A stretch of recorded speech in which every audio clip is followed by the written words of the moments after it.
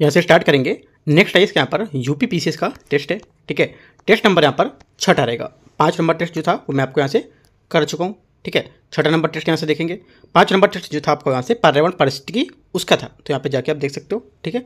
6 number यहाँ से होगा ये आपका इकोनॉमिक प्लस यहाँ पर इसमें बजट के क्वेश्चन होंगे। यूपी का बजट प्लस यहाँ पर जो आपका सेंट्रल का बजट रहता है वो भी रहेगा। इकोनॉमिक में आपका करंट प्लस यहाँ पर स्टैटिक क्वेश्चन होंगे। और उत्तर प्रदेश यहाँ पर स्पेशल, यह भी करंट यहाँ पर मिला के साथ, ठीक है। मतलब करंट के यहाँ पे साथ में मिलाकर वो भी क्वेश्चन इसमें देखने को मिलेंगे। तो स्टार्ट करते हैं। और उसके बाद जो अगला टेस्ट होगा, टेस्ट नंबर जो 7वां होगा, ठीक है। 7वां नंबर टेस्ट होगा वो आपका फुल लेंथ यहाँ पर टेस्ट होगा। 7वां नंबर याद रखना है, वो फुल लेंथ टेस्ट होगा 7वां। और यहाँ से आपका 6 नंबर तक ये सब्जेक्ट के हिसाब से थे। देखते हैं क्वेश्चन यहाँ से। पहला क्वेश्चन है, वित्तीय वर्ष 2025-26 के लिए प्रस्तुत उत्तर प्रदेश का बजट कुल जो आकार है कितना है। आंसर हो जाएगा पहले का बी 8,08,736 करोड़ इसका आंसर होगा, ठीक है। बजट में पूंजीगत परिव्यय कुल बजट का लगभग 20% यहाँ पर हिस्सा था, 20.5 था, करीब यहाँ पर 20% हिस्सा मान सकते हो, ठीक है। पूंजीगत परिव्यय के अंतर्गत अवसंरचना निर्माण, विस्तार और निवेश संबंधी व्यय आते हैं। आपसे बोल देगा जो हमारा बजट का जो पूंजीगत व्यय था उसका लगभग कितना परसेंट था, कितना था 20% था। आपसे बोलेगा जो पूंजीगत व्यय है उसके अंतर्गत क्या क्या शामिल होता है, क्या क्या शामिल होता है, अवसंरचना निर्माण, ठीक है, और विस्तार जो इसका होता है अवसंरचना का, और इसका निवेश जो होता है वो, ये सब इसमें शामिल होते हैं। तो 2-3 बात आपको यहाँ से एक्स्ट्रा याद रखनी है, ठीक है। और यहाँ पर जो विभिन्न क्षेत्रों में क्या क्या यहाँ पर कितना कितना आवंटन किया गया ये भी देख सकते हो। जैसे कि यहाँ पर शिक्षा के लिए 13%, ठीक है, कृषि के लिए यहाँ पर 11%, राइट, और चिकित्सा के लिए, स्वास्थ्य के लिए 6%, ठीक है, सामाजिक जो सुरक्षा कार्यक्रम उसके लिए 4%। तो ये सब दिए गए। और जो सबसे ज़्यादा दिया गया था किसको लिए दिया गया था, अवसंरचना विकास है उसके लिए यहाँ पर दिए गए, ठीक है, याद रखना है आपको। आंसर क्या हो जाएगा, आंसर हो जाएगा यहाँ से इसका पहले का बी करेक्ट है। आगे देखते हैं क्वेश्चन। अवसंरचना विकास याद रखना क्या होता है अवसंरचना विकास, ठीक है, जो मैंने आपको ऊपर बताया था।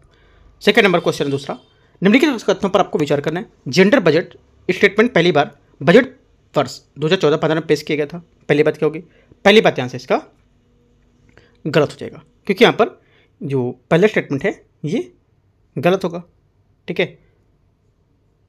क्यों गलत है, क्योंकि यहाँ पर जो जेंडर बजट स्टेटमेंट है ये पहली बार बोला वर्ष 2014-15 में आया था, तो यहाँ से ये गलत हो जाएगा, क्योंकि यहाँ पर जो जेंडर बजट का स्टेटमेंट आया था पहली बार 2005 और 6 में, ठीक है, तो ये गलत हो जाएगा। दूसरा, जेंडर बजट स्टेटमेंट 5-6 भारत जो जेंडर बजट हमारा स्टेटमेंट है 25-26 भारत का अब तक का सबसे बड़ा जेंडर बजट था, ठीक है। सेकंड बात क्या होगी, सेकंड बात यहाँ से करेक्ट है, क्योंकि यहाँ पर सबसे बड़ा था। और यहाँ पर जो वित्त वर्ष 2024-25 के लिए 3.27 लाख करोड़ रुपए, और जो अब यहाँ से 37% करीब अधिक है इस बार का, ठीक है। सेकंड वाली बात करेक्ट है।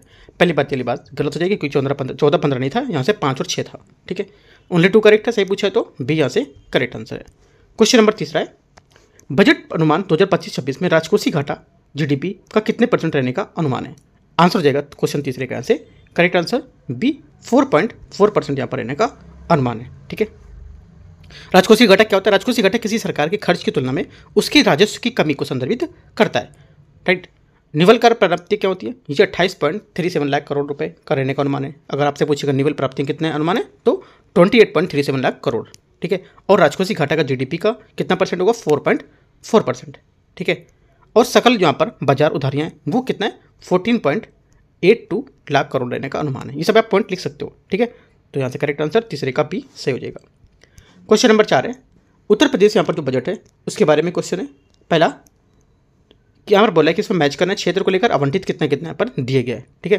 चौथा नंबर में ध्यान से देखो क्या होगा, पहला शिक्षा को लेकर कितना गया, जो शिक्षा उसको लेकर के दिया गया यहाँ पर 13.8%, ठीक है। ये कृषि को लेकर के यहाँ पर दिया गया, ये कृषि को लेकर के दिया गया उत्तर प्रदेश को लेकर 3.2%, राइट। और स्वास्थ्य को लेकर के दिया गया यहाँ पर 6.6%, और ग्रामीण जो विकास है उसके लिए दे रखा है यहाँ पर 4.8%, ठीक है। 4 बातें हो गई, और आपको 2-3 बातें एक्स्ट्रा लिखनी है। ऊर्जा के लिए पर कितना दिया गया, ऊर्जा के लिए यहाँ पर दिया गया 6.7%, ठीक है, नोट कर लेना है। अगला नोट करना है आपको, कृषि हो गया है, ठीक है। सिंचाई के लिए यहाँ पर दिया गया 3.1%, ठीक है। आगे और यहाँ पर ये हो गया, ग्रामीण विकास हो गया, और स्वास्थ्य हो गया, शिक्षा हो गया, ऊर्जा हो गया, कृषि भी हो गया, सिंचाई भी हो गया। हाँ, तो ये टोटल 6 हैं, 6 आपको याद रखना है। 3 यहाँ पर दे रखे हैं और 4 याद रखें, 2 मैंने आपको बता दिए, ठीक है। तो आंसर यहाँ से हो जाएगा चौथे का करेक्ट आंसर यहाँ से सी करेक्ट होगा, क्योंकि जरूरी नहीं है कि यूपी से आपसे 4 बातें ही पूछे, जो 2 एक्स्ट्रा है उसके बारे में क्वेश्चन पूछ सकता है। क्वेश्चन नंबर 5 है, गंगा एक्सप्रेस वे को शहरों से जोड़ने के लिए विंध्य यहाँ पर जो एक्सप्रेस वे था उसके निर्माण के लिए कितनी राशि प्रस्तावित की गई? आंसर हो जाएगा 5वें का पर, ये की गई 900 करोड़ रुपए। ठीक है, तो क्या होगा? ए यहाँ से इसका करेक्ट आंसर होगा। ठीक है, गंगा एक्सप्रेस वे को प्रयागराज, मिर्जापुर, वाराणसी, चंदौली होते हुए सोनभद्र को जोड़ने के लिए यहाँ पर विंध्य एक्सप्रेस वे के निर्माण के लिए 50 करोड़ रुपए की यहाँ पर व्यवस्था प्रचालित है, मतलब यहाँ पर प्रस्तावित की गई है। राइट, और यहाँ पर बुंदेलखंड एक्सप्रेस वे के लिए, बुंदेलखंड एक्सप्रेस वे के यहाँ पर 461 करोड़ रुपए के लिए व्यवस्था बनाई गई थी। ठीक है, यहाँ से 5वें का जो आंसर हो जाएगा,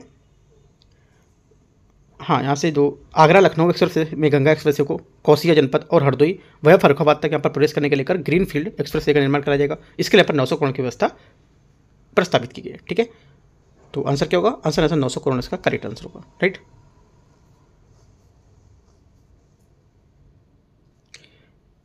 यहाँ पर देखो गंगा, इसमें दो एक टाइप से क्वेश्चन और बन सकते हैं। यहाँ बोला गंगा एक्सप्रेस वे को शहरों को जोड़ने के लिए यहाँ पर कितना यहाँ पर लगेगा? राइट, और यहाँ पर बोलेगा अगर आपको कि सोनभद्र को जोड़ने के लिए यहाँ पर सोनभद्र का नाम अगर लेगा, इसको जोड़ने के लिए गंगा एक्सप्रेस वे कर कितना खर्च आएगा? वो 50 करोड़ आएगा। और यहाँ का शहरों को लेकर के अगर बोलेगा तो यहाँ पे 900 करोड़ आएगा। ठीक है, ये बात आपको याद रखना है। राइट, इसके अंतर्गत लगभग 9,500 करोड़ रुपये यहाँ पर निवेश का अनुमानित है, जो हमारी कॉरिडोर परियोजना होगी बुंदेलखंड एक्सप्रेस वे को लेकर के। ठीक है, ये बात से थोड़ा अलग बात है ये। ठीक है, जो अपना आंसर है यहाँ से ए एस का करेक्ट आंसर होगा 5वें का। क्वेश्चन नंबर 6,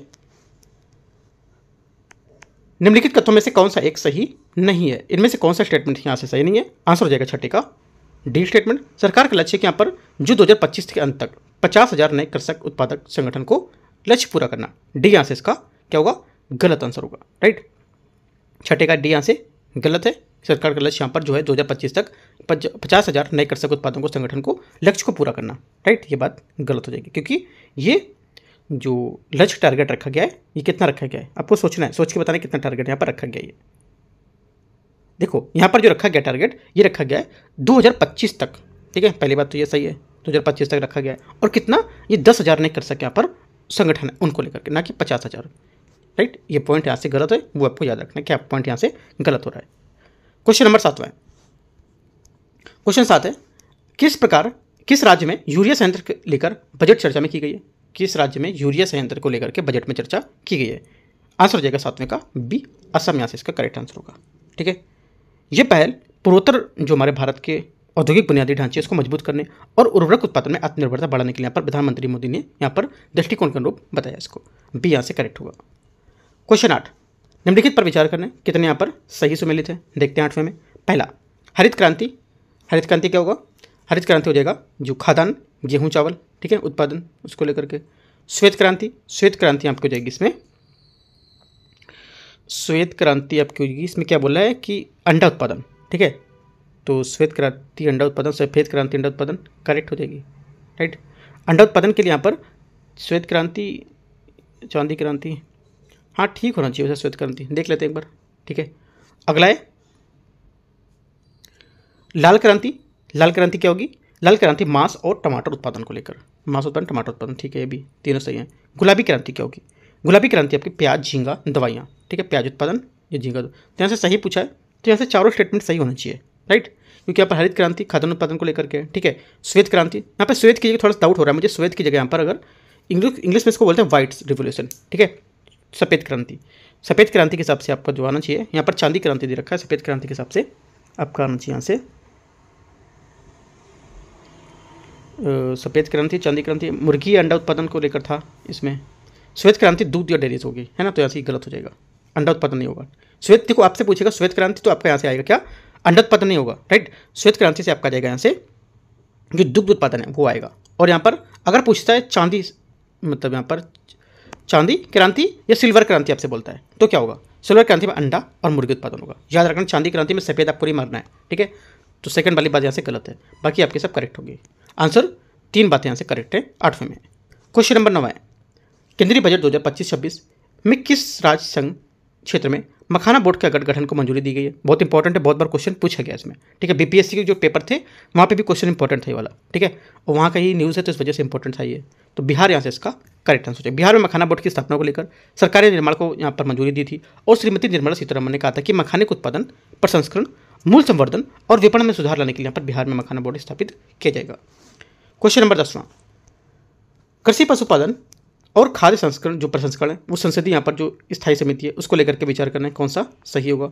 इसमें लोकसभा में 10 से अधिक 10 सदस्य शामिल हो सकते हैं। पहली बात क्या होगी, पहली बात यहाँ से गलत हो जाएगी क्योंकि यहाँ पर बोला कि इसमें 10 सदस्य इसमें शामिल हो सकते हैं, राइट। तो पहली बात यहाँ से गलत हो गई क्योंकि यहाँ पर जो इसमें टोटल 31 सदस्य होते हैं और लोकसभा द्वारा यहाँ पर 21 सदस्य यहाँ पर शामिल होते हैं, ठीक है, और 10 राज्यसभा द्वारा, ठीक है। तो पहली बात गलत हो गई। दूसरा, इसका गठन लोकसभा की प्रक्रिया की कार्य के संचालन के नियमों के तहत किया गया था, करेक्ट है। इसमें समिति के अध्यक्ष की नियुक्ति लोकसभा अध्यक्ष द्वारा की जाती है, ये भी बात यहाँ से करेक्ट है। 2 और 3 सही है, आंसर हो जाएगा 10वें का केवल 2 और 3 बी यहाँ से करेक्ट आंसर है। क्या पूछा था, सही कौन सा है। क्वेश्चन नंबर 11, नीचे दिए गए भी कथन और यहाँ पर कारण दे रखा है, देखते हैं इसको। बैंक दर में वृद्धि होने से वाणिज्यिक बैंकों के लिए आरबीआई उधार लेना महंगा हो जाता है। पहली बात क्या होगी, पहली बात यहाँ से जो 11वां है इसका ये करेक्ट स्टेटमेंट है, सही बात बोल रहा है क्योंकि बैंक जो हमारे जब बैंक दर होती है, बैंक रेट होता है, ये बढ़ती तो वाणिज्यिक जो बैंक होता है उसके लिए आरबीआई से उधार लेना महंगा हो जाता है, जिससे क्या वे ग्राहकों को अधिक ब्याज दर ऋण देते हैं और उन्हें खुद यहाँ पर अधिक ब्याज पर पैसा उधार लेना पड़ता है, इस वजह से खुद यहाँ पर बड़े दर पर देते हैं। पहली बात यहाँ से सही हो गई। दूसरी बात, बैंक दर वह ब्याज दर है जिस पर भारतीय रिजर्व बैंक, ठीक है, भारतीय रिजर्व बैंक वाणिज्यिक बैंक को दीर्घकालिक ऋण प्रदान करता है और इसका प्रभाव बैंकों को उधारी लागत पर पड़ता है। सेकंड बात यहाँ से इसी करेक्ट होगी। दोनों बातें करेक्ट हैं, आंसर क्या हो जाएगा, आंसर हो जाएगा दोनों बातें सही और इसकी व्याख्या भी कर रहे हैं, ये आंसर स्टेटमेंट इसका करेक्ट होगा। क्वेश्चन नंबर 12, शून्य आधारित बजट जो जीरो यहाँ पर बजटिंग होता है, ठीक है, जीरो बेस्ड बजटिंग जीबीबी जेडबीबी, ये क्या है, इसके बारे में क्या सही और क्या गलत है आपको बताना है, ठीक है। देखते हैं इसको 12 नंबर को। पहला स्टेटमेंट यहाँ से, ये गैर जरूरी खर्चों को कम करने के लिए सहायक होता है, ठीक है। पहली बात क्या होगी, पहली बात यहाँ से करेक्ट है। ये केवल दीर्घकालिक बजट योजना के लिए उपयोग किया सकता है, ये बात यहाँ से गलत क्योंकि इसे अल्पकालिक और दीर्घकालिक दोनों प्रकार की यहाँ पर योजनाओं के लिए लागू कर सकते हैं, ना कि सिर्फ दीर्घकालिक के लिए, गलत हो गया। ये बजट को अधिक पारदर्शी और उत्तरदायी बनाता है, करेक्ट है। अगला, इससे बजट तैयार करने में अधिक समय का श्रम लगता है, ये भी बात यहाँ से सही है। पूछा है गलत कौन सा है, तो बी यहाँ से गलत आंसर है और ए सी डी इसका करेक्ट आंसर होगा। क्वेश्चन 13, निम्नलिखित में से किस सूत्र के माध्यम से राष्ट्रीय आय एनआई गणना जो नेशनल इनकम है उसकी गणना की जाती है, तो करेक्ट आंसर हो जाएगा 13 के यहाँ से ये की जाती है। राष्ट्रीय आय एनआई बराबर होता है सी प्लस आई प्लस जी प्लस एक्स माइनस आई, इसका आंसर होगा, ठीक है। तो 13 का सी यहाँ से करेक्ट आंसर हो जाएगा। लिख सकते हो आप सी आई क्या है, एन आई का एक मैं बता देता हूँ। जो एन आई है ये आपका राष्ट्रीय है, मतलब नेशनल इनकम हो गया, ठीक है। और सी क्या होगा, ये आपका हो जाएगा उपभोग। आई क्या होगा, इन्वेस्टमेंट, मतलब निवेश हो जाएगा। सरकारी व्यय है ना, जी, गवर्नमेंट हमारा जो खर्च होते हैं वो जी से हो गया। निर्यात क्या होगा, एक्सपोर्ट, एक्स से हो गया। और आयात क्या हो गया, इम्पोर्ट, आई से हो गया। तो इस टाइप से आपको याद रखना है। आंसर यहाँ से 13 का सी करेक्ट है। क्वेश्चन 14, बजट 2025-26 में उड़ान योजना के अंतर्गत अगले 10 वर्षों में कितने नए गंतव्यों तक क्षेत्रीय कनेक्टिविटी बढ़ाने की योजना है। आंसर हो जाएगा यहाँ से 14 का करेक्ट आंसर सी सही हो जाएगा 120, ठीक है। क्वेश्चन नंबर 15, भारतीय प्रतिभूति विनिमय बोर्ड सेबी के संबंध में विचार करना है। यह धन शोधन निवारण अधिनियम 2002 के तहत स्थापित वैधानिक निकाय है। पहली बात क्या होगी, पहली बात यहाँ से गलत है, ठीक है। पहली बात यहाँ से गलत है क्योंकि यहाँ पर धन शोधन निवारण अधिनियम 2002 के तहत स्थापित एक वैधानिक निकाय है, तो ये बात गलत है क्योंकि यहाँ पर जो सेबी होता है ये सेबी अधिनियम 1992 के तहत स्थापित एक वैधानिक निकाय है, ठीक है, गैर संवैधानिक निकाय, राइट। तो यहाँ से पहले गलत हो जाएगा। दूसरा, सेबी से पूर्व भारतीय रिजर्व बैंक पूंजी बाजार के लिए नियामक प्राधिकरण था। सेकंड बात क्या होगी, सेकंड बात भी यहाँ से गलत होगी क्योंकि यहाँ पर सेबी से पूर्व पूंजीगत जो मुद्दे थे नियंत्रण अधिनियम 1947 के तहत यहाँ पर शामिल जो पूंजीगत मुद्दे थे उसमें नियंत्रण पूंजी बाजारों में का नियामक प्राधिकरण होता था, न कि यहाँ पर रिजर्व बैंक को लेकर, गलत होगा। प्रतिभूति अपीली जो न्यायाधिकरण है सेबी के निर्णय के विरुद्ध अपील को निपटारा करता था, ये बात यहाँ से करेक्ट हो जाएगी क्योंकि प्रतिभूति अपीली जो न्यायाधिकरण है सेबी के निर्णय को लेकर यहाँ पर अपील का निर्धारण करता था, निपटारा करता था, तो ये करेक्ट हो जाएगी। सेबी के बोर्ड एक अध्यक्ष तथा अन्य पूर्णकालिक सदस्य एक अंशकालिक सदस्य इसमें शामिल होता है, ठीक है। तो आंसर क्या होगा, 15 का पूछा है कौन सा सही है, तो केवल 3 नंबर सही है, सी यहाँ से आंसर हो जाएगा। क्वेश्चन नंबर 16 नंबर, 1949 में भारत सरकार ने राष्ट्रीय आय समिति की स्थापना की। स्थापना निम्न में से किसके अध्यक्षता में की थी। आंसर हो जाएगा 16 का करेक्ट आंसर यहाँ से ये C, professor PC Mahalanobis correct answer इसका होगा, ठीक है, आगे देखते हैं क्वेश्चन नंबर 17। अभिकथन और यहाँ से कारण देखा है। अभिकथन है राष्ट्रीय आय कारक लागत पर शुद्ध राष्ट्रीय आय को बाजार के मूल्य पर शुद्ध राष्ट्रीय उत्पादन से अप्रत्यक्ष कर को घटाकर सब्सिडी जोड़कर प्राप्त करते हैं। ठीक है, पहली बात यहाँ से 17 की ये क्या होगी सोचना है। पहली बात यहाँ से करेक्ट है। ठीक है, पहली बात एकदम सही है। दूसरी बात देखते हैं, अप्रत्यक्ष कर वस्तुओं को सेवाओं की यहाँ पर जो कीमत बढ़ाते हैं जबकि सब्सिडी उत्पादों की कीमत को कम करती है। ये बात सही है ना, दोनों बातें सही है, उसकी व्याख्या भी कर रहा है। तो आंसर क्या हो जाएगा 17 का आंसर हमारा हो जाएगा ऐसे बी करेक्ट आंसर है। क्वेश्चन 18, निम्न में से क्या संघीय बजट 2025-26 में विकसित भारत के सिद्धांतों में शामिल है। आंसर हो जाएगा 18 का ऐसे डी, ये सभी कौन कौन सा, एक तो गरीबी मुक्ति, ठीक है, और 100% अच्छे स्तर की स्कूली शिक्षा और बेहतरीन सस्ती यहाँ पर सर्वसुलभ स्वास्थ्य सेवाएं पहुंच, ये सब यहाँ पर क्या है संघीय बजट 2025-26 में विकसित भारत के सिद्धांतों को शामिल किया गया इसको। ठीक है, तो डी यहाँ से करेक्ट आंसर होगा। और भी लिख सकते हो पॉइंट, जैसे कि यहाँ पर बेहतरीन सस्ती और सर्वसुलभ स्वास्थ्य व्यवस्था, आर्थिक गतिविधियों में 70% महिलाएं होनी चाहिए वहाँ पर। ठीक है, और हमारे देश को food basket of the world बनाने का वाले किसान होने चाहिए। देखो ये पॉइंट यहाँ से पूछ सकता है जिसमें बोला कि 100% कुशल कामगार के साथ सार्थक रोजगार और आर्थिक गतिविधि में 70% यहाँ पर महिलाएं होनी चाहिए। ये क्वेश्चन बोलेगा आपसे, बोलेगा 50% से 50% तक महिलाएं होनी चाहिए, 50% नहीं 70%। ठीक है, इंपॉर्टेंट बात है, नोट कर लेना एक्स्ट्रा पॉइंट यहाँ से। तो 18 का आंसर डी करेक्ट है। 19 देखते हैं, मानव विकास सूचकांक ह्यूमन डेवलपमेंट इंडेक्स की गणना निम्नलिखित में से किस संगठन या घटक द्वारा आधार पर की जाती है। आंसर हो जाएगा 19 का आंसर करेक्ट। ये एक तो स्वास्थ्य को लेकर के और एक यहाँ पर जीवन स्तर पर प्रति व्यक्ति आय को लेकर के यहाँ पर HTI की गणना नहीं की जाती है। राइट, तो आंसर क्या होगा 1 और 3 यहाँ से 19 का करेक्ट आंसर हो जाएगा। मानव विकास सूचकांक जो है इसके घटक क्या क्या हो सकते हैं, है ना, कंपोनेंट्स क्या क्या हो सकते हैं। ये हो सकता है एक तो स्वास्थ्य, ठीक है, शिक्षा भी, शिक्षा होता तो शिक्षा भी यहाँ पर करेक्ट हो जाता, शिक्षा लिख सकते हो आप। जीवन स्तर है ना, ये जीवन स्तर यहाँ पर दे रखा है, और प्रति व्यक्ति आय इसमें शामिल नहीं होती है। राइट, याद रखना, स्वास्थ्य, शिक्षा, जीवन स्तर 3 पर यहाँ पर निकलता है। आंसर क्या होगा 19 का सी करेक्ट है। क्वेश्चन नंबर 20, औद्योगिक उत्पादन सूचकांक में शामिल निम्नलिखित में से क्षेत्रों में उसके भारत के अनुसार घटते क्रम में व्यवस्थित करना है। घटते क्रम में लगाएंगे तो आंसर हो जाएगा यहाँ से इसका पहला हो जाएगा यहाँ से इसमें रिफाइनरी उत्पाद सेकंड नंबर का। ठीक है, उसके बाद क्या आएगा, उसके बाद आपका आ जाएगा रिफाइनरी उत्पाद के बाद आपका आएगा विद्युत। ठीक है, विद्युत नंबर मतलब तीसरे नंबर में आ गया 2, 3। राइट, उसके बाद क्या आएगा, उसके बाद आपका आ जाएगा इस्पात। राइट, इस्पात पहला। राइट, और उसके बाद आएगा आपका कोयला चौथा। 2, 3, 1, 4 यहाँ से करेक्ट आंसर होगा। ठीक है, रिफाइनरी उत्पाद कितना है, रिफाइनरी उत्पाद जो यहाँ पर है ये 28% मान सकते हो। उसके बाद क्या विद्युत जो थे यहाँ पर ये 19%। ठीक है, 19.8 था, 20 मान लो, है ना। इस्पात क्या था 17.9, इसको भी 18 मान लो। ठीक है, और कोयला क्या था 10.3, है ना, इसको मान लो 10.3। आंसर हो जाएगा 20 का सी यहाँ से करेक्ट आंसर है। 21, वाणिज्यिक विनिमय पत्र के संबंध में दिए गए कथन पर विचार करना है। यह पत्र केवल बैंक द्वारा ही जारी किए जा सकते हैं। पहली बात क्या होगी, पहली बात यहाँ से इसका स्टेटमेंट जो रहेगा ये क्या होगा बताना है।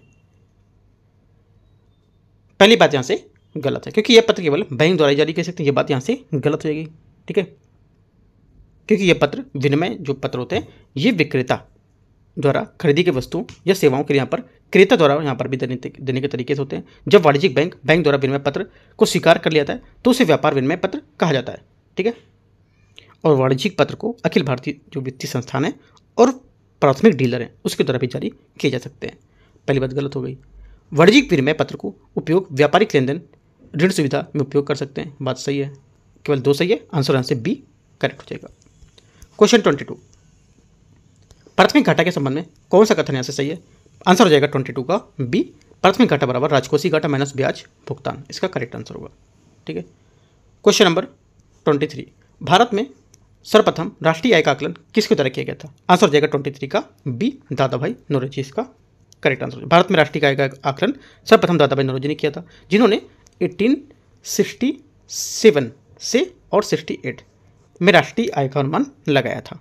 ठीक है, आगे क्वेश्चन देखते हैं 24 नंबर को। केंद्रीय बजट 2025 में बीमा क्षेत्र में प्रत्यक्ष विदेशी निवेश की सीमा कितनी कर दी गई है। आंसर हो जाएगा 24 में ये कर दी गई है 100%। ठीक है, 100% यहाँ पे कर दी गई, तो यहाँ से क्या होगा ए, यहाँ से इसका करेक्ट आंसर हो जाएगा। ठीक है, क्वेश्चन नंबर 25 यहाँ से इसमें बोला है पेट्रोलियम और प्राकृतिक गैस नियामक बोर्ड के संबंध में विचार करना है। इसका गठन पेट्रोलियम एवं प्राकृतिक गैस नियामक बोर्ड अधिनियम 2005 के तहत किया गया था। पहली बात क्या होगी, पहली बात 25 का यहाँ से ये गलत हो जाएगा, ठीक है, क्योंकि यहाँ पर इसका गठन पेट्रोलियम और प्राकृतिक गैस नियामक बोर्ड अधिनियम 2006 के तहत यहाँ पर किया गया था, न कि 2005। इसका उद्देश्य था कि उपभोक्ता हितों की रक्षा करना और पेट्रोलियम से संबंधित जो गतिविधि है उसको विनियमित करना। सेकंड बात क्या होगा, सेकंड बात यहाँ से करेक्ट है, ओनली 2 करेक्ट है, आंसर यहाँ से सी सही हो जाएगा। क्वेश्चन नंबर 26 है केंद्रीय बजट 2025-26 में संदर्भ में विचार करने कौन सा कथन सही होगा, ठीक है। पहली बात, बजट में समुद्री विकास कोष के माध्यम से समुद्री बुनियादी ढांचे को प्राथमिकता दी गई है। पहली बात क्या होगी, पहली बात यहाँ से 26 का स्टेटमेंट करेक्ट हो जाएगा। दूसरा, अंतरिक्ष मिशनों के परमाणु प्रणोदन के लिए सार्वजनिक निजी भागीदारी को प्रोत्साहन किया गया है, ये किया जाता है। सेकंड बात भी यहाँ से करेक्ट है, दोनों बातें करेक्ट है, आंसर 26 का ए सही हो जाएगा, ठीक है। केंद्रीय बजट 2025 के बारे में और 26 के बारे में यहाँ से याद रखना क्या बातें बताई गई थी। क्वेश्चन नंबर 27, भारत की यहाँ पर जो प्रत्यक्ष विदेश जो निवेश है, प्रत्यक्ष विदेशी निवेश FDI, उसके बारे में बताना है कि यहाँ पर क्या सुधार किए गए थे। रक्षा क्षेत्र में स्वचालित मार्ग से 74% तक FDI की अनुमति है। पहली बात क्या होगी, पहली बात यहाँ से ये करेक्ट है, ठीक है। सेकेंड बात है क्योंकि यहाँ पर नए जो औद्योगिक लाइसेंस है उसको प्राप्त करने के लिए इच्छुक जो कंपनी है उसके लिए रक्षा क्षेत्र में FDI को स्वचालित मार्ग में पहले 49% था, अब यहाँ पर 74% कर दिया। सेकंड, दूरसंचार क्षेत्र में स्वचालित मार्ग के तहत 74% तक FDI की अनुमति है, दूरसंचार क्षेत्र में नहीं, ये गलत हो जाएगा, ठीक है। दूरसंचार जो केंद्र है उसको लेकर के यहाँ पर जो अनुमति थी ये हो जाएगी यहाँ से सेकेंड बात यहाँ से इसकी गलत है क्योंकि यहाँ पर दूरसंचार में स्वचालित मार्ग के तहत 74% FDI की अनुमति दी गई थी, तो ये बात गलत है, ठीक है। दूरसंचार के लिए यहाँ पर करीब 100% हो जाएगा, 100% के लिए यहाँ पर FDI की अनुमति दी गई है, तो ये बात गलत हो गई। ओनली 1 करेक्ट है, सही पूछा है तो ये यहाँ से आंसर हो जाएगा। क्वेश्चन नंबर 28, सार्वजनिक वितरण प्रणाली में प्रौद्योगिकी के माध्यम से आधुनिकीकरण और सुधार योजना स्मार्ट PDS के संबंध में आपको विचार करने कौन सा सही होगा। इसके बारे में PDS के बारे में जो आंसर हो जाएगा, इसका उद्देश्य होगा कि यहाँ पर UNORC प्रणाली के तहत राष्ट्रीय पोर्टेबिलिटी को मजबूत करना और PDS को FCI, UIDAI और शिक्षा मंत्रालय जैसी एजेंसियां के साथ एकीकृत करना, ठीक है। यहाँ पर स्मार्ट PDS का बारे में सही बात बता रही है, ठीक है। स्मार्ट PDS क्या, देखो स्मार्ट PDS सार्वजनिक वितरण प्रणाली और जो प्रौद्योगिकी होती है उसके माध्यम से आधुनिकीकरण और सुधार की योजना होती है एक तरह से, ठीक है। ये केंद्र प्रायोजित योजना है, इंपॉर्टेंट बात यहाँ पर क्या है, ये केंद्र प्रायोजित योजना है। दूसरी बात, जिसे सभी राज्यों और जिलों के केंद्र शासित प्रदेशों में लागू किया जा रहा है, ना कि केवल चुनिंदा राज्यों में, बहुत इंपॉर्टेंट बात है, ठीक है, याद रखना है। इसकी समय सीमा अप्रैल 2023 से मार्च 2026 तक है और इसको लागू पूरे भारत में समान रूप से आधुनिक तकनीकी के उपयोग से PDS तकनीक के तहत यहाँ पर बदलना, ठीक है, बहुत इंपॉर्टेंट बात है, याद रखना है आपको, आंसर सी करेक्ट है। ये 28 का जो सी स्टेटमेंट है इससे ज़्यादा इंपॉर्टेंट जो बात है जो मैंने आपको बताई है ना, वो ज़्यादा इंपॉर्टेंट बात है, बट ये भी आपको याद रखना है। 29, प्रधानमंत्री मत्स्य संपदा योजना के बारे में आपको विचार करना है। इसे सभी राज्यों और केंद्र शासित प्रदेशों में 5 वर्ष की अवधि के लिए क्रियान्वयन किया जा रहा है और जिस पर 20,050 करोड़ रुपए का अनुमानित निवेश होगा। पहली बात क्या होगी, पहली बात यहाँ से करेक्ट है, बात एकदम सही है, पहली बात, ठीक है। दूसरा, इस योजना में सभी राज्यों को और केंद्र शासित प्रदेशों में करीब यहाँ पर 2021 से और यहाँ पर 24-25 के बीच 5 साल में अवधि को लेकर ये किए गए थे कार्यक्रम, ठीक है। और सेकेंड बात यहाँ से कि इसका लक्ष्य होगा 2025 तक भारत के समुद्री शैवाल में उत्पादन में 1.12 मिलियन टन से अधिक बढ़ाना है इसको। सेकेंड बात यहाँ से क्या होगी, 29 की सेकेंड बात यहाँ से इसकी जो रहेगी ये गलत हो जाएगी, ठीक है, क्योंकि यहाँ पर इसका लक्ष्य 2025 तक जो समुद्री शैवाल है उसके उत्पादन में 1.12 मिलियन टन से अधिक तक बढ़ाना है इसको, ठीक है। तो ये बात गलत है क्योंकि यहाँ पर जो टारगेट था 2025 तक कोई स्पष्ट यहाँ पर लक्ष्य नहीं बताया गया था कि 2025 तक आपको ऐसा करना है, ठीक है। तो यहाँ से ये बात गलत हो जाएगी, 2025 आंसर क्या होगा, ओनली 1 करेक्ट है क्योंकि यहाँ पर टारगेट वर्ष भी नहीं दे रखा था इसका, ठीक है। तो आंसर ओनली 1 करेक्ट है, ए यहाँ से 29 का आंसर हो गया। 30 है, निम्नलिखित घटना को उनके कार्यक्रम के अनुसार व्यवस्थित करना है। दिवाला और दिवालियापन संहिता, ठीक है, पहला स्टेटमेंट। दूसरा है वित्तीय अस्थितियाँ और प्रतिबुद्धिकरण, राजकोषीय उत्तरदायित्व और वस्तु सेवा कर में से बोला है कि इनके कालक्रम के अनुसार इनको व्यवस्थित करना है घटनाओं को, ठीक है। करते हैं इसको, देखते हैं पहला क्या होगा। पहला हो जाएगा वित्तीय अस्थितियों का प्रतिबुद्धि जो है और सरफेसी जो है नियम, ये कब 2002 आपको लिख लेना है। अगला क्या होगा, अगला हो जाएगा यहाँ से राजकोषीय उत्तरदायित्व और बजट प्रबंधन एफआरबीएम हो जाएगा आपके यहाँ से 2003। 2 और 3 यहाँ हो जाएगा आपका। 2 और 3 कहाँ पर है इसमें। उसके बाद आपका पहला आएगा दिवालिया और दिवालियापन संहिता, ये कब होगा, ये 2016। अगला क्या होगा, अगला आपका जो वस्तु सेवा कर जीएसटी आपका 2017। ठीक है, तो इसका आंसर हो जाएगा यहाँ से करेक्ट क्या होगा, 30 का सी करेक्ट आंसर है। 31, निम्नलिखित में से कौन सा कथन लॉरेंज वक्र कर्व का सबसे अच्छा वर्णन करता है। आंसर हो जाएगा 31 का यहाँ से ये करता है बी, एक कर्व जो किसी समाज में आए या धन के संचय वितरण को दर्शाता है। बी यहाँ से 31 का करेक्ट आंसर हो जाएगा। लॉरेंज जो वक्र है कर्व है, ये एक ग्राफ है जो दिखाता है कि यहाँ पर किसी आबादी में आय या धन की कैसे व्यतीत यहाँ पर किया जाता है, और आय समानता का अध्ययन के लिए यहाँ पर इसमें अर्थ सीमिति का इस्तेमाल करने का एक उपकरण होता है। ठीक है, तो याद रखना है आंसर बी यहाँ से करेक्ट हो जाएगा। क्वेश्चन नंबर 32, यहाँ से 32 नंबर क्वेश्चन है, इथेनॉल मिश्रण पेट्रोल कार्यक्रम के संबंध में विचार करना है। इथेनॉल एक कृषि आधारित उत्पाद है जो मुख्य रूप से गन्ने, रस, गुड़ और स्टार्चयुक्त खाद्यान्नों से उत्पादित होता है। पहली बात क्या होगी, पहली बात यहाँ से करेक्ट है। दूसरी बात क्या है, दूसरी बात यहाँ से बोल रहा है कि पेट्रोल के साथ ईंधन ग्रेड इथेनॉल सम्मिश्रण का लक्ष्य 2023 तक 12% और 25 तक 25% रखा गया। देखो 2025 तक रखा गया कितना परसेंट, 20% रखा गया, ना कि 25%। तो ये गलत हो जाएगा, ओनली 1 करेक्ट है। आंसर हो जाएगा 32 का ए, यहाँ से सॉरी ए नहीं बी, केवल एक करेक्ट है ना, तो यहाँ से बी करेक्ट आंसर होगा 32 का। 33 है, एक जिला एक उत्पाद ODOP योजना के संबंध में विचार करना है, और देखते हैं कि क्या सही होगा। देखते हैं 33 का। पहला बोला है कि उत्तर प्रदेश यहाँ पर बोला चिकनकारी कढ़ाई। ठीक है, उत्तर प्रदेश चिकनकारी कढ़ाई के लिए, और पश्चिम बंगाल दार्जिलिंग चाय के लिए। ठीक है, यहाँ से ये सही होगा। गुजरात क्या होगा, गुजरात यहाँ से हो जाएगा आपका। हाँ, हालांकि केरल कायर उत्पादों और मसालों के लिए पर प्रसिद्ध है।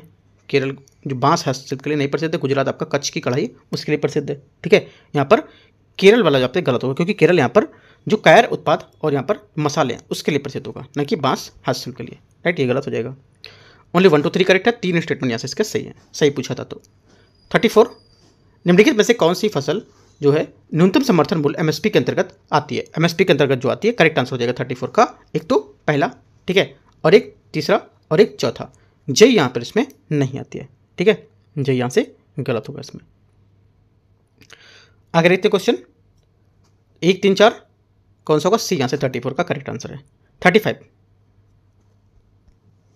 पंचवर्षीय योजनाओं के संबंध में निम्नलिखित कथन पर विचार करना है, कौन सा सही होगा। ठीक है, दूसरी पंचवर्षीय योजना हीरो डोमर मॉडल पर आधारित थी, इसमें बचत बढ़ाने पर जोर दिया गया था। पहली बात क्या होगी, पहली बात यहाँ से इसका गलत है। ठीक है, क्योंकि यहाँ पर जो पहली बात बोल रहा है, पहली बात यहाँ से इसकी गलत होगी, क्योंकि यहाँ पर जो द्वितीय पंचवर्षीय योजना थी ये विकास की रणनीति को लेकर बताया गया था, ना कि यहाँ पर हीरो डोमर के मॉडल को लेकर। ये गलत हो जाएगा बात। अगला देखते हैं सेकंड नंबर यहाँ से चौथी पंचवर्षीय योजना गॉडगिल फार्मूले का प्रयोग किया था। सेकंड बात यहाँ से करेक्ट हो जाएगा। आंसर क्या होगा, 35 का बी यहाँ से करेक्ट आंसर है। ठीक है, आगे देखते क्वेश्चन 36, दलहन के आत्मनिर्भर भारत अभियान के मिशन के संबंध में विचार करना है। देखते कौन सा सही होगा। मिशन का उद्देश्य कि अरहर, उड़द और मसूर जैसी यहाँ पर दालों में आत्मनिर्भरता को हासिल करना। पहली बात क्या होगी, पहली बात यहाँ से करेक्ट है।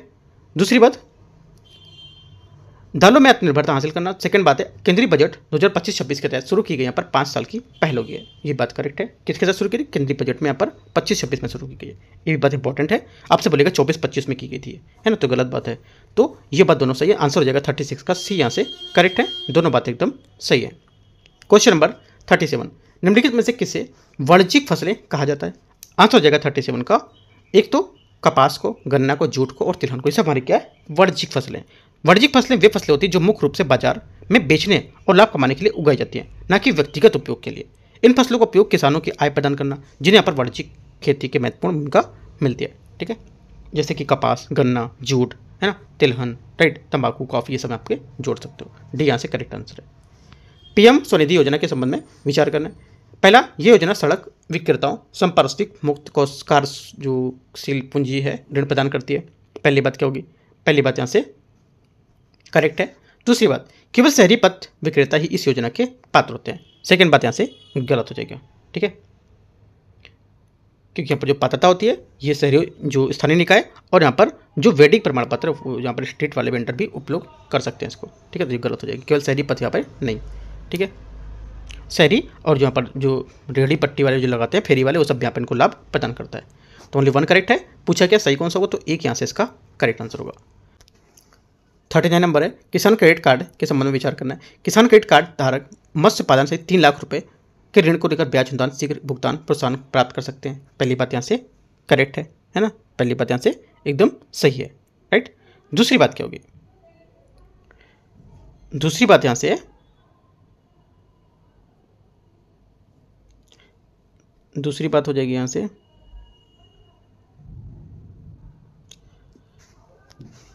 समय पर ऋण चुकाने वाले किसान 3 लाख रुपए तक के ऋण जो है उस पर 4% ब्याज की दर से प्रभावी रूप से ऋण प्राप्त कर सकेंगे। देखो 4% की दर से कर सकेंगे, लेकिन यहाँ पर 3 लाख रुपए को नहीं, यहाँ पे 2 लाख रुपए करके लिए, ठीक है। तो इस वजह से यहाँ से सेकंड वाली बात गलत होगी, ओनली पहली वाली बात करेक्ट है। तो 39 का आंसर यहाँ से पूछा है कि सही क्या, तो करेक्ट आंसर ए यहाँ से सही हो जाएगा, बी नंबर, ठीक है।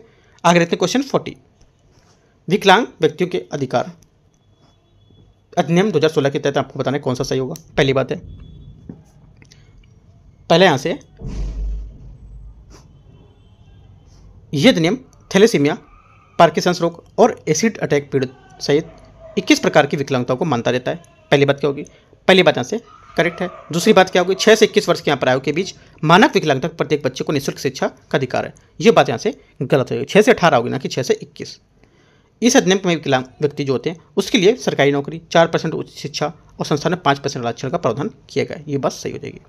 पहली और तीसरी बात यहाँ से सही है, आंसर 40 का हो जाएगा। 1 और 3 सी यहाँ से करेक्ट आंसर है 40 नंबर का। 41 देखते हैं, नीचे दिए गए भी कथन और यहाँ पर कारण है, देखते हैं इसको। परिक्षण बेरोजगारी वह बेरोजगारी होती है जो समग्र आर्थिक उत्पादन को प्रभावित नहीं करती है। पहली बात क्या होगी, पहली बात यहाँ से इसका स्टेटमेंट करेक्ट है। दूसरा, ये तब होती है जब लोग प्रतिष्ठा कार्यरत होते हैं लेकिन उसका सीमांत उत्पाद शून्य होता है। ये भी बात करेक्ट है, दोनों बातें करेक्ट हैं। आंसर यहाँ से ए इसका करेक्ट आंसर हो जाएगा, सही बोल रहा है और यहाँ पर इसकी सही व्याख्या भी कर रहा है, ठीक है। प्रचंड जो बेरोजगारी होती है, छिपी हुई बेरोजगारी वह बेरोजगारी जो समग्र आर्थिक उत्पादन में प्रभावित नहीं करती है। ये तब होती है जब लोग प्रत्यक्ष रूप से कार्यरत होते हैं और उनके यहाँ पर सीमा जो उत्पाद होता है उत्पादन वो शून्य हो जाता है, ठीक है। इंपॉर्टेंट बात है, याद रखना है। क्वेश्चन नंबर 42, भुगतान संतुलन जो बैंक ऑफ पेमेंट जिसको बोलते हैं, bank of balance of payment जिसको बोलते हैं, उसको लेकर के यहाँ पर है, इसमें से कौन सा कथन गलत बोल रहा है, ठीक है। भुगतान संतुलन भारतीय निवासियों और एनआरआई सहित जो विदेशी संस्था है उसके बीच सभी लेन देन का रिकॉर्ड रखता है। पहली बात क्या होगी, पहली बात यहाँ से 42 का जो स्टेटमेंट रहेगा, ये पूछा क्या इसमें कौन सा गलत पूछा है ना, तो ठीक है देखते हैं। पहली बात यहाँ से करेक्ट हो जाएगी हमारी, क्योंकि भुगतान संतुलन भारतीय निवासियों और एनआरआई मॉड्यूल सहित यहाँ पर विदेशी संस्थाओं के बीच सभी लेन देन को रिकॉर्ड रखता है, सही है। दूसरा,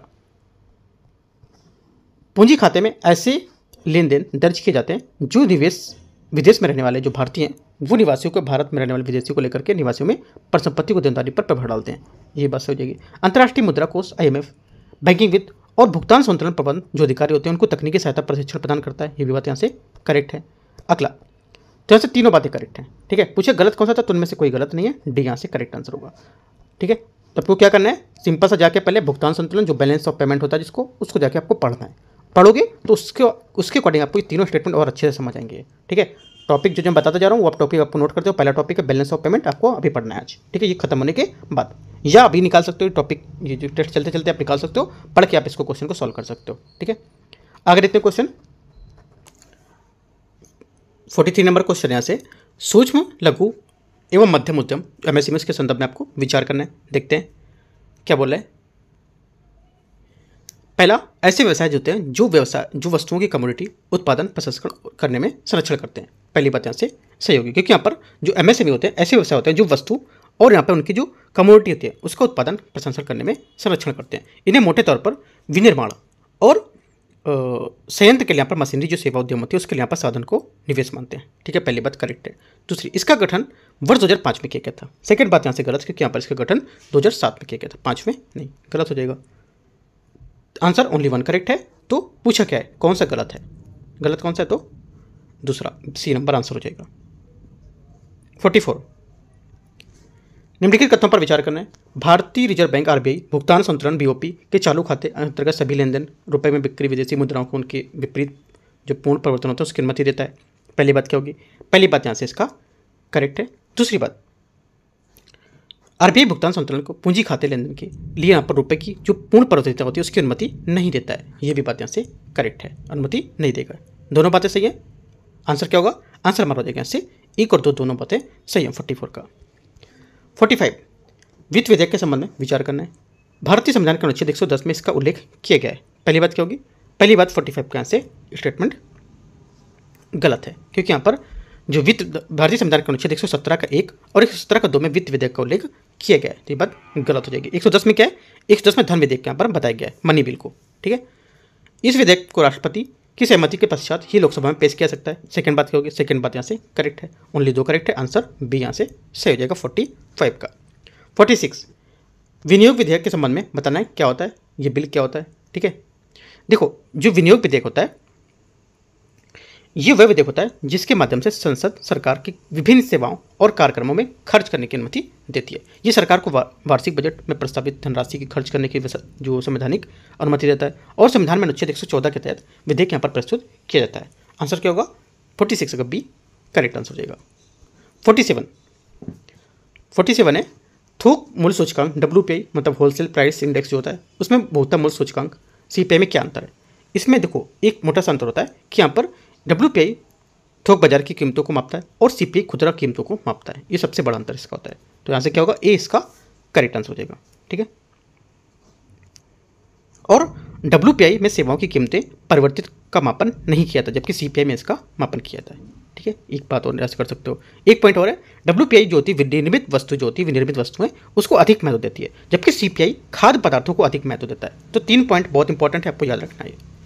क्वेश्चन नंबर 48 उद्योग एवं आंतरिक व्यापार संवर्धन विभाग के संबंध में विचार करना है। DPIIT इसको बोलते हैं शॉर्ट फॉर्म में। ठीक है, भारत में प्रत्यक्ष विदेशी निवेश FDI नीति तैयार करने के लिए जिम्मेदार होता है। पहली बात क्या होगी? पहली बात यहाँ से ये करेक्ट है। दूसरी बात, DPIIT बौद्धिक संपदा जो अधिकार होता है इसमें संबंधित नीतियाँ तैयार करता है और जिससे पेटेंट, ट्रेडमार्क, औद्योगिक डिजाइन और यहाँ पर भौगोलिक संकेतक भी शामिल होते हैं। सेकंड बात भी करेक्ट है, दोनों बातें करेक्ट हैं। 48 का आंसर सी यहाँ से करेक्ट होगा। ठीक है, क्वेश्चन नंबर 49 निम्नलिखित में से कौन सा कथन है जो फिलिप्स वक्र को सबसे सटीक रूप से परिभाषित करता है?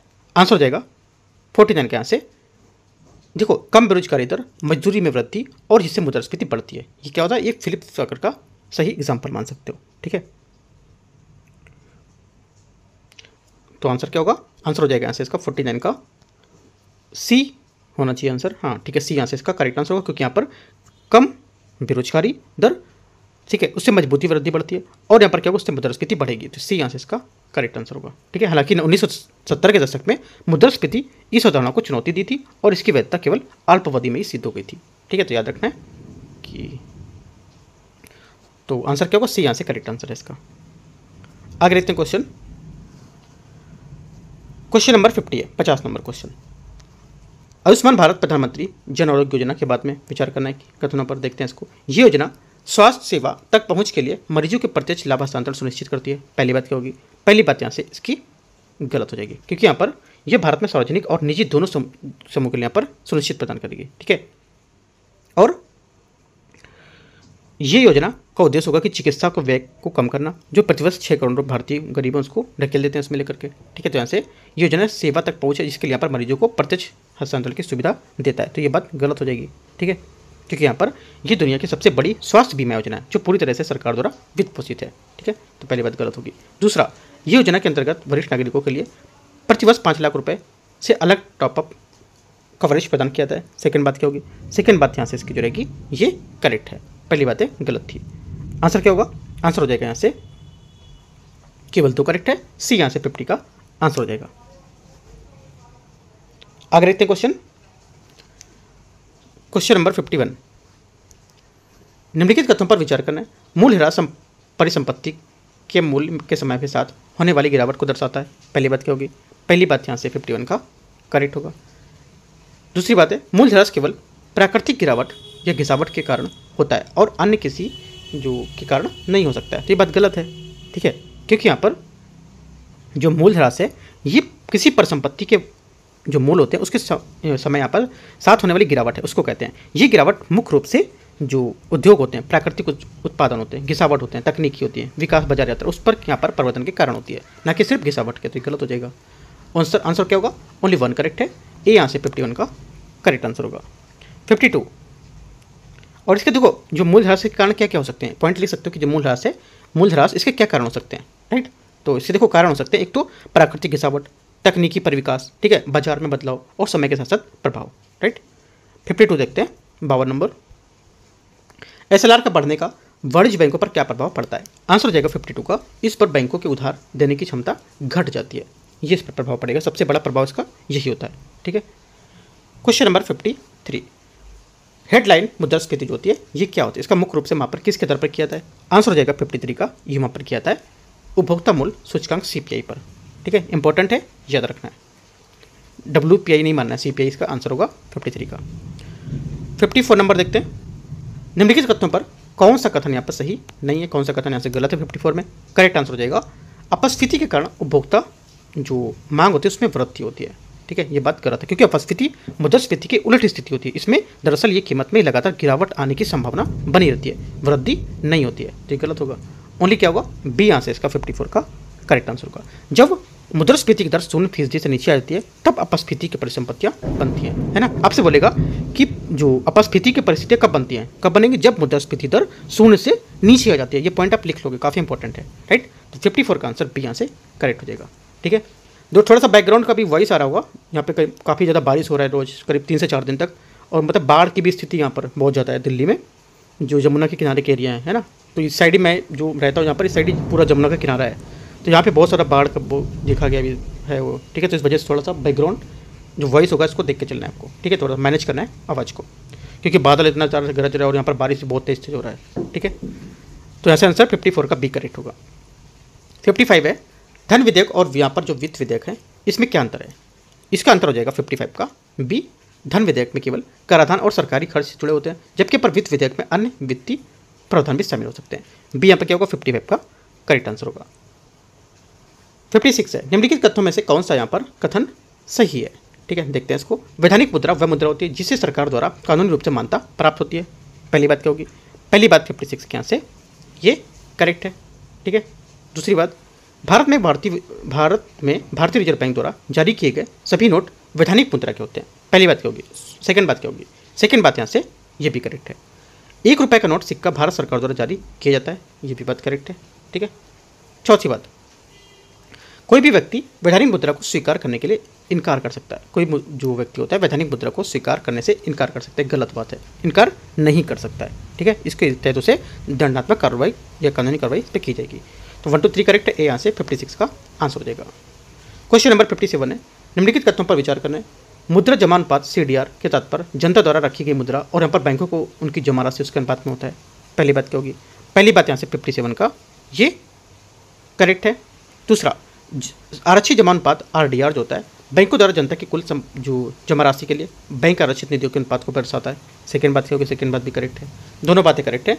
57 का आंसर ये यहाँ से सही हो जाएगा। यहाँ से 58 नंबर क्वेश्चन है, मैच करना है सूची को सूची 2 को, ठीक है। देखते हैं यहाँ से, देखो क्या होगा? पहले का सीमांत किसान आपका हो जाएगा 1 हेक्टेयर से कम, ठीक है। अगला हो जाएगा यहाँ से छोटा किसान, ये 1 से 2 हेक्टेयर, राइट, ये हो जाएगा। अगला मध्यम 2 से 4 और अर्ध मध्यम मतलब 2 से 4 और मध्यम जो हो जाएगा आपका 4 से 10 हेक्टेयर। आंसर हो जाएगा 58 का सी करेक्ट आंसर है। 59 नंबर, नीचे दिए गए भी कथन और यहाँ पर कारण दे रखा है। वास्तविक प्रभावी विनिमय दर जो होते हैं और वित्तीय व्यापार में प्रतिस्पर्धा हानि का संकेत देती है। पहली बात क्या होगी? 59 का पहला स्टेटमेंट यहाँ से चलेगा, ये करेक्ट है, क्योंकि यहाँ पर वास्तविक जो प्रभावी विनिमय दर होती है ये वृद्धि व्यापार और प्रतिस्पर्धात्मक हानि में संकेत देती है।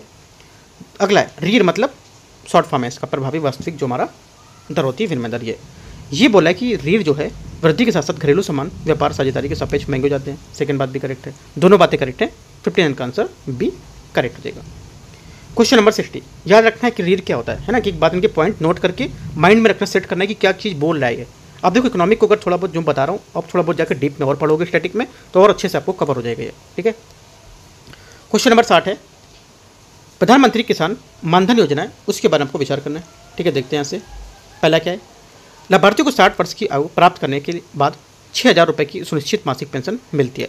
पहली बात क्या होगी, पहली बात यहाँ से स्टेटमेंट इसका जो रहेगा, ये स्टेटमेंट इसका पहले वाला, जो 60 वर्ष की आयु पूरी करेंगे तो यहाँ पर 3,000 रुपये सुनिश्चित मासिक पेंशन मिलेगी, यहाँ से 6,000 नहीं, गलत होगा। इस योजना में प्रवेश की आयु 18 से 40 वर्ष के बीच होती है। सेकेंड बात यहाँ से करेक्ट है। अगला, आवधिक 2 हेक्टेयर तक कृषि जो योग भूमि होना अनिवार्य होता है। ठीक है, ये भी बात यहाँ से करेक्ट है। 2 और 3 करेक्ट है। आंसर पूछे कितने सही है, तो 2 बातें सही। यहाँ से 60 का बी। यहाँ से 61 नंबर क्वेश्चन है, रिवर्स रेपो दर के संबंध में विचार करना है। ये हमेशा रेपो दर से कम होती है। ठीक है, 61 का क्या होगा, पहला स्टेटमेंट यहाँ से इसका करेक्ट है। दूसरा, रिवर्स रेपो दर बैंकों में वृद्धि आरबीआई के पास अधिक जमा धन के लिए यहाँ पर प्रोत्साहित करती है इसको। सेकंड बात भी करेक्ट है। दोनों बात यहाँ पर रिवर्स रेपो दर एकदम करेक्ट है। पूछे कौन सा गलत है, तो कोई बात यहाँ पर गलत नहीं है, दोनों बातें सही है। 62 नंबर देखते हैं। 62 है, निम्नलिखित जगहों पर मुद्रा आपूर्ति और यहाँ पर के माप विवरण उसके बाद विचार करना है। देखते हैं यहाँ पर 62 में क्या बोला है। पहला, M1 जो होता है जनता के पास मुद्रा और बैंकों की जमा द्वारा की गई जमा होती है। पहली बात यहाँ से करेक्ट हो जाएगा। अगला सेकेंड नंबर, M2 जनता के पास मुद्रा बैंकों की जो जमाएँ होती हैं और यहाँ पर मांग जमाएँ और जनता की सावधि जमाएँ होती हैं। सेकेंड बात M2 वाली गलत, क्योंकि M2 में जनता के पास जो मुद्रा होती है और बैंकों की मांग जमाएँ और डाकघर में बचत बैंकों की जमाएँ शामिल होती हैं। ठीक है, यहाँ पे सावधि जमाएँ जनता की नहीं, ये गलत होगा। तीसरा, M3 क्या होगा, जनता के पास मुद्रा बैंकों की मांग जमाएँ और बैंकों में जनता की सावधि जमाएँ, ये शामिल होगा, तो सही है। M1 और M3 यहाँ से करेक्ट है। M2 का मैंने आपको बताया। ठीक है, तो आंसर 1 और 3 सी यहाँ से 62 का करेक्ट आंसर हो जाएगा। क्वेश्चन नंबर 63, निम्नलिखित कथनों पर विचार करना है। देखते हैं यहाँ से 63 को। पहला स्टेटमेंट यहाँ से बोला है कि आर्थिक सहयोग जो यहाँ पर है और विकास संगठन, ठीक है, OECD, उसके बारे में पहला स्टेटमेंट है यहाँ से। इसमें कह रहा है कि यहाँ पर आर्थिक विकास सहयोग संगठन OECD के अनुसार कार्यशील आयु वर्ग की जो आबादी में 15 से 59 वर्ष की आयु को व्यक्ति शामिल होता है। पहली बात क्या होगी, पहली बात 63 का यहाँ से स्टेटमेंट ये क्या होगा, गलत हो जाएगा, क्योंकि यहाँ पर 15 से 64 वर्ष क्या होगी, ना कि यहाँ पर 15 से 59, ये गलत होगा। दूसरा, 2011 की जनगणना के अनुसार जो होगा, उसके अनुसार भारत में कार्यशील आबादी 4 मुख्य समूह में वर्गीकृत किए गए, कृषक, ठीक है, और मजदूर, घरेलू औद्योगिक को लेकर श्रमिक और अन्य श्रमिक। तो आंसर यहाँ से सेकंड वाली बात करेक्ट है ना। तो आंसर क्या होगा, सिर्फ 2 करेक्ट है, तो यहाँ से सी इसका करेक्ट आंसर होगा। ठीक है, 2011 की जनगणना के अनुसार कार्यशील आबादी में 4 प्रमुख समूह में वर्गीकृत किया गया था, कृषक, कृषि, मजदूर, घरेलू और यहाँ पर जो औद्योगिक है वो, और यहाँ पर श्रमिक, अन्य श्रमिक। ठीक है, क्वेश्चन नंबर 64, निम्नलिखित पर विचार करना है। सर्वप्रथम दादाभाई नौरोजी के द्वारा अपनी पुस्तक poverty and un-British rule in India में भारत में गरीबी का वर्णन किया गया था। पहली बात क्या होगी, पहली बात यहाँ से जो स्टेटमेंट इसका रहेगा ये करेक्ट है। दूसरी बात है, poverty and un-British rule in India पुस्तक को वर्ष 1905 में लंदन में प्रकाशित किया गया था। सेकेंड बात यहाँ से गलत हो जाएगी। ठीक है, यहाँ पर ये जो 1901 में प्रकाशित हुई, ना कि 1905 में, तो गलत हो जाएगा। ओनली 1 करेक्ट है, आंसर बी यहाँ से 64 का आंसर हो जाएगा। 65 नंबर क्वेश्चन है, सामाजिक सुरक्षा संहिता 2020 के संबंध में विचार करना कौन सा सही होगा। इसका उद्देश्य सभी जो गिग हमारे श्रमिक होंगे प्लेटफॉर्म, उसमें श्रमिकों के संगठन क्षेत्र को श्रमिकों को सामाजिक सुरक्षा प्रदान करना, पहली बात करेक्ट है। दूसरा, खतरनाक कार्य एवं संलग्न प्रत्येक कर्मचारियों की संख्या में परवाह किए बिना ESIC जो है उसके लाभ प्राप्त करने के लिए पात्र होंगे, ये भी बात सही है। इसके तहत यहाँ पर केंद्र और राज्य दोनों स्तरों पर सामाजिक सुरक्षा कोष की स्थापना का प्रावधान किया गया। तीनों बातें करेक्ट है। 65 का आंसर सी सही हो जाएगा, सभी 3। क्वेश्चन नंबर 66 यहाँ से, निम्नलिखित यहाँ पर जो समिति है उस पर विचार करना है। देखते हैं आंसर, इन्हें सही क्रम यहाँ पर बताना क्या होगा इसका। ठीक है, पहले से यहाँ पर जो सबसे पहले से आरंभ से लेकर यहाँ पर आखिरी तक बताना है कौन कौन सा करेक्ट होगा। देखो यहाँ से पहला क्या होगा, पहला आपका आंसर हो जाएगा। दूसरा नंबर दांडेकर और रथ समिति, ठीक है, दांडेकर रथ समिति 1971, आपको नोट करते जाना, मैं बताता जा रहा हूँ। ठीक है, तो पहला 2 नंबर हो गया। उसके बाद आपको हो जाएगा तीसरा नंबर। ठीक है, तीसरा नंबर में बोला है अलग समिति। अलग समिति ये हुई थी आपकी जो है अलग समिति 1979। ठीक है, तो तीसरा हो जाएगा। 2 और 3 यहाँ से हो गया। ठीक है, अगला क्या होगा, अगला यहाँ से हो जाएगा आपका पहला लकड़वाला समिति। लकड़वाला समिति आपकी हो जाएगी यहाँ से ये 1993। ठीक है, 1 नंबर। और उसके बाद जब बचा आपका चौथा तेंदुलकर समिति, ये आपका 2009। राइट, तो आंसर होगा 2, 3, 1, 4 करेक्ट आंसर है। तो इसके हिसाब से सी करेक्ट आंसर हो जाएगा। 67 नंबर क्वेश्चन यहाँ से, इसमें बोला RBI जो केंद्र राज्य संबंध है उसको लेकर के बैंक को बैंक के रूप में काम करता है, उसको लेकर विचार करना है कथन पर। आरबीआई जो है ये केंद्र राज्य के व्यापार निधियों को समेकित निधि, आकस्मिक निधि और यहाँ पर सार्वजनिक निधि के रूप करके यहाँ पर काम करता है। इसका लेखा जोखा रखता है। पहली बात यहाँ से जो रहेगी ये करेक्ट हो जाएगी, इसका लेखा रखता है। ठीक है।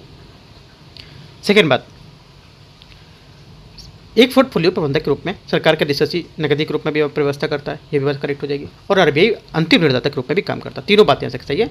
आंसर 67 का सी यहाँ से करेक्ट होगा। क्वेश्चन नंबर 68, पूंजी जो यहाँ पर बाजार के संबंध में आपको विचार करना है।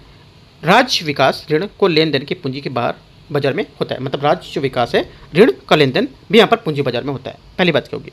पहली बात यहाँ पे 68 का जो रहेगा ये करेक्ट है। दूसरी बात, पूंजी बाजार से संबंधित इकाइयाँ संस्थाओं को अंतर्राष्ट्रीय वित्तीय सेवा जो केंद्र है उसकी इकाइयों के रूप में माना जाता है। सेकंड बात भी करेक्ट है।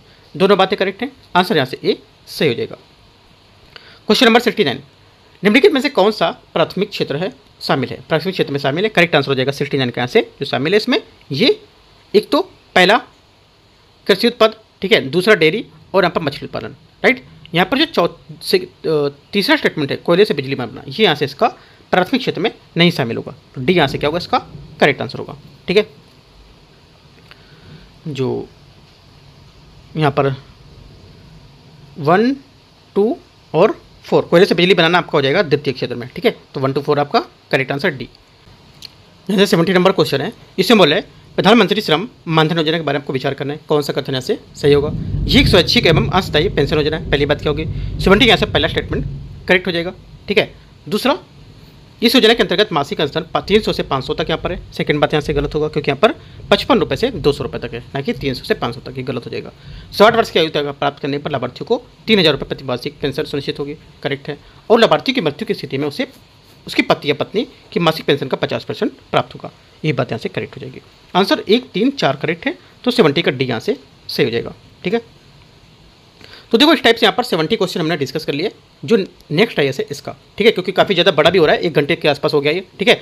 और जो यहाँ पर बारिश भी काफ़ी तेज हो रहा है, तो यहाँ से वॉइस में थोड़ा सबको दिक्कत होगा समझने में, इस वजह से हम 70 क्वेश्चन तक ही करते हैं और 71 से इसको करेंगे पार्ट नंबर 2 में। ठीक है, जो मैं आपको कल कराऊंगा। वो टॉपिक जो आपको कुछ डाउट है वो टॉपिक आपको जाकर थोड़ा अच्छे से कवर करना है, पढ़ना है इनको। ठीक है। एंड करते हैं से इसको। और सुबह मैं इसको करा चुका हूँ, जो अध्याय इसका टेस्ट था वो मैं आपको सुबह करा चुका हूँ, वो भी आप देख सकते हो पार्ट 2 को। All the best, thank you.